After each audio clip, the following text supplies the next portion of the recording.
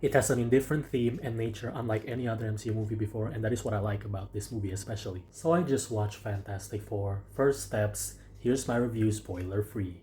The MCU at times feels like they are following their formulas, but this movie is not.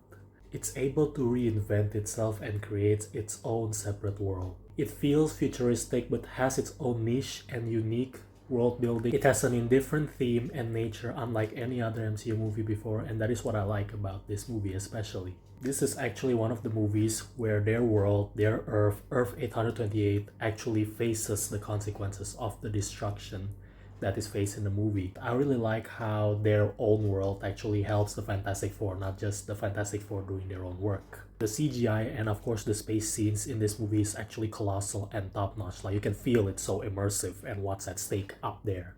Of course, cinematography is amazing, so is the soundtracks and the sound effects. Origins are straight to the point, and every plot point jumps very consistently, and this is one of the movies this year that actually has a very good pacing and it's really easy to follow.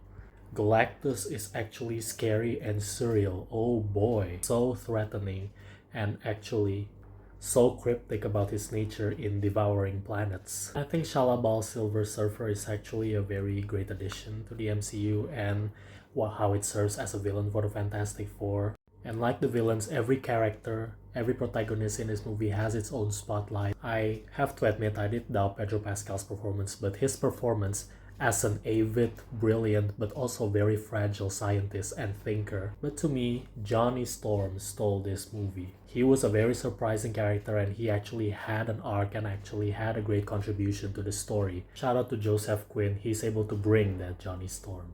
But I think that really gives away about this movie is their spotlight about family.